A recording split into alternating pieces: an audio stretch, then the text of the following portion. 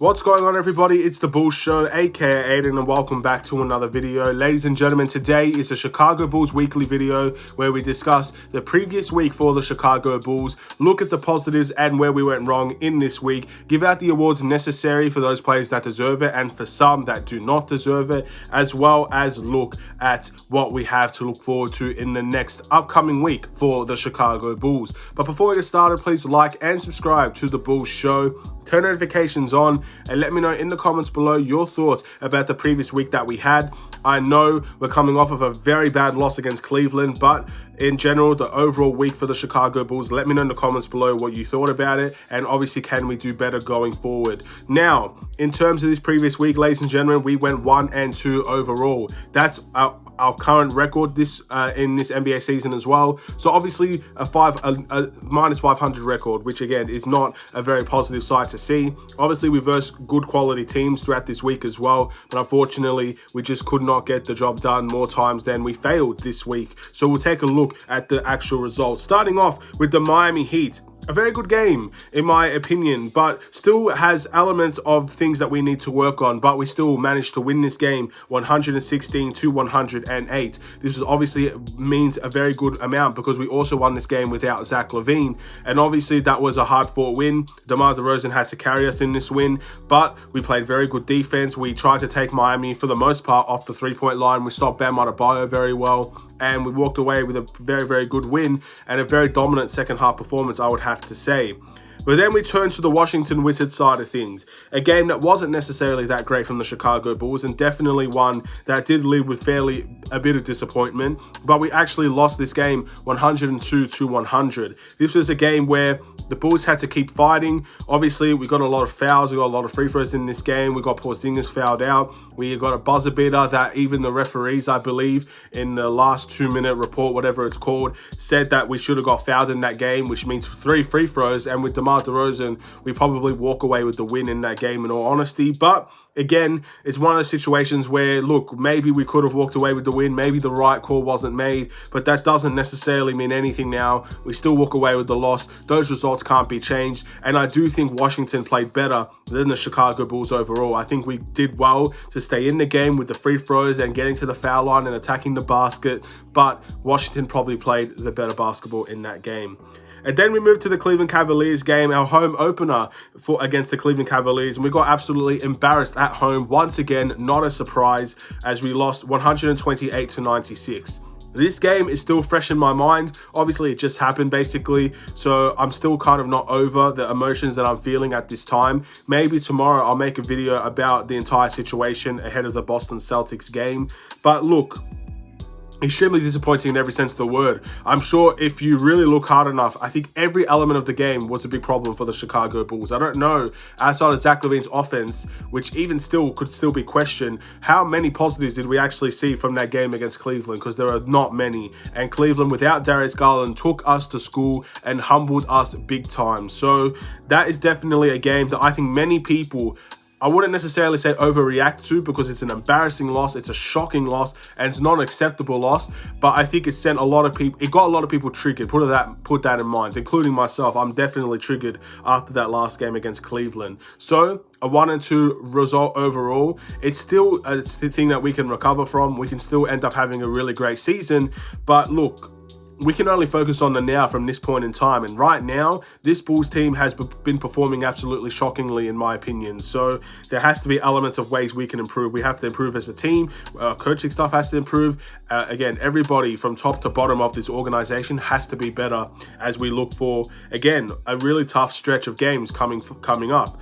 But with all that being said, we'll start off with the rewards before we go any further. So the rewards that we give out is the must improve of the week, the player that arguably had the worst week and needs to improve in the next one, the sixth man of the week, which is the best bench player of the week, and obviously the player of the week, where we look at, I guess you could say, the player that played the best, whether it's on the bench or in the starting lineup, whatever it is, whoever had the best basketball this week, which in my opinion is the hardest one to give. But without a shadow of a doubt, this one is probably very easy to give. The must improve of the week for me is going to be Patrick Williams. Now, before we get any further, I do think there are other candidates for this award. I honestly think, and you can say, you can hate me all you like for this, I think Javonte Green is one that we could definitely look at as another must-improve candidate. But Patrick Williams is the starting power forward, ladies and gentlemen, and he's just not living up to the task in the first week of the regular season. Again, I don't think I can say it any better than that. I think it's as simple as that as well. Patrick Williams as the starting power forward for the things that we want him to do on the floor, the things that the Bulls coaching staff has constantly said about Patrick Williams and what he needs to do on the floor, he's not doing at a higher level enough. He does it from time to time in small spades of the game, but not enough to really show any sort of significant level of production or improvement from his previous years.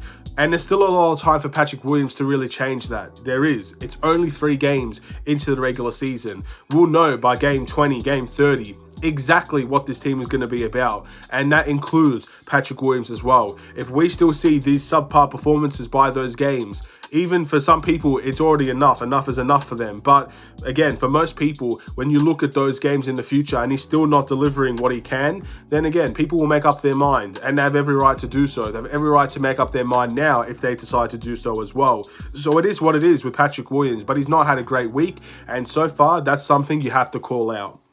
The 6th man of the week is very hard for me, ladies and gentlemen, because I thought our bench played well, to be honest. I thought our bench played better than Washington's bench, and I thought our bench played really well in Miami as well. I thought our bench destroyed Miami's bench, but Cleveland, in every sense of the word, destroyed our bench and destroyed our entire starting lineup as well. It was an absolute disaster class on that game. So I find it hard to give it to an individual. Obviously, Alex Caruso is someone you can't give this award to. I think my initial thoughts and reactions will either go to Goran Dragic, Kobe White, or Andre Drummond, which again are very, very hard to give that award to. But I guess for the consistency factor, I would probably either give it to Goran Dragic or Andre Drummond, and I am leaning towards Andre Drummond. It's funny how 2 of the new guys are the ones that are actually, I guess, in contention for this award. And there's no secret that they're both in contention for this award because they both play so well together. So if you go for Goran Dragic, the same reasons are going to apply because they play so well with Andre Drummond and vice versa. They have a very good connection. I believe they played in Brooklyn together as well. They're definitely not, I guess, new to each other. They know how each other play and they work well off each other. And I thought Andre Drummond, for the most part, has been very good off of our bench. I expect Andre Drummond, guys like Andre Drummond, Goran Dragic, and Alex Caruso to get a lot of these awards. I think Kobe White will come in eventually every now and then and get some of those awards as well. But we're going to start off the week by giving it to Andre Drummond, who is a new signing for the Chicago Bulls. And then, obviously, the player of the week, I'm going to give it to DeMar DeRozan. He had a terrible game against Miami in which he got thrown out of the game, 13 points, very bad shooting. But outside of that, I think you have to give him respect for the 32 and the 37 points respectively that he scored with relatively good efficiency and almost should have won us both of those games. We won one of them, we lost one of them, but I think DeMar DeRozan did have a very good week overall with just a very, very bad performance against the Miami Heat. So that is who I'd give the player of the week to. We've got 4 games to look forward to, ladies and gentlemen, and it doesn't get any easier from here with our next game from the Cleveland Cavaliers game to the Boston Celtics at home at the United Center. Again, Boston is the team that we beat in last year, but there's also a team where we've got smacked by last year as well. Our biggest comeback win was against the Boston Celtics, if I'm not mistaken. So we've had some very, I guess, entertaining and unique games against Boston. But at the end of the day, I remember that last game against Boston that we had late on in the season, and it was shocking. Again, if you thought this game against Cleveland was bad, I'm pretty sure you would have thought the Boston Celtics game was even worse. And I was very lucky at that time I didn't watch that game live because I don't know what I would have said at that time because it was a very, very bad time for the Chicago Bulls. And I think the game after that, I went absolutely berserk at this team. So very, very disappointing last performance against Boston. But I want to see a response. Doesn't matter who the team is in front of us. Doesn't matter what their quality is, what their level is. To be honest, if we win or lose this game, to me, it doesn't necessarily matter either. I want to see a better performance, and we need a response from this team. We see another subpar performance like this. That's not, again, for many people, that's already the end. Many people already made up their mind on the Bulls. But if we see a shockingly bad performance by the Bulls against Cleveland, then another shockingly bad performance against Boston, which can happen because Boston are a good team, that's going to send a lot of people berserk. And I don't know how the reactions are going to be, and I'm hoping I don't have to find out. But again, in a couple days time, we will know exactly what our reaction will be. We'll know whether we win or lose the game. We'll know where people are overreacting, or maybe it's just the heat of the moment type of situation. We'll know all the answers that we need to know. But then we've got a game against the Indiana Pacers at home. This is a game where the Bulls are going to be favorites to win. And again, if we don't win this game, I think that'd be very, very upsetting for the Chicago Bulls as well. The Indiana Pacers are a team that have made a lot of changes, and those changes for the youngsters are going to be good for them, but they're not necessarily seen as a team that's going to be contending for NBA playoff status. And the Bulls, I still believe, can make the NBA playoffs and compete for NBA playoff status. So we have to walk away with the win here. And that's something we did last year. We always beat the teams that we should beat. I think this is the team against Indiana we should beat. We have to go and deliver. And the same goes for the San Antonio Spurs away. Now, San Antonio has always been a team that's given us problems, and I think their system and coaching staff is the reason why. Simple as that. Their ball movement, their player movement, the Bulls already are very, very lackluster in terms of protecting the paint and watching for cutters. So when you see a San Antonio Spurs team, doesn't matter who's playing, their system will cause us massive problems. So despite the belief, this will obviously be an away game as well, despite the belief of San Antonio and how bad they may potentially be throughout the season, I think they're going to cause us major problems. I really, really do. But I expect us to win this game as well. I expect us to have the quality, the talent levels to beat San Antonio. And obviously, this is another team that DeMar DeRozan will probably play well against because it is his former side. And I expect him to play well. And then we've got the Philadelphia 76ers at home. This is the last game of the week, ladies and gentlemen. Now, Philadelphia, I believe, are 0-3 on their season at the moment, so they have had a worse start to the season than the Chicago Bulls. But a lot of their games have been close and competitive, maybe outside of their last game. So you could arguably say that their wins are going to start coming soon.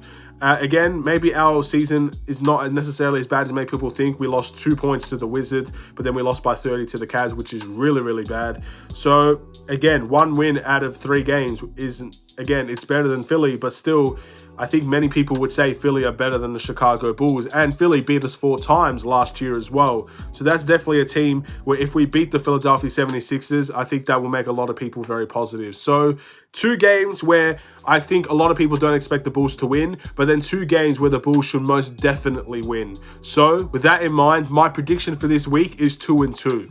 I think we're going to go a neutral 2-2, and I still think we're going to be in a very similar position from this previous week to this upcoming week. Let me know in the comments below, how many games do you think the Chicago Bulls will win? Hopefully, if I don't forget, I'll try and do this every week and give my prediction on how many games I think we can win. But this week, I'm going to settle for 2-2.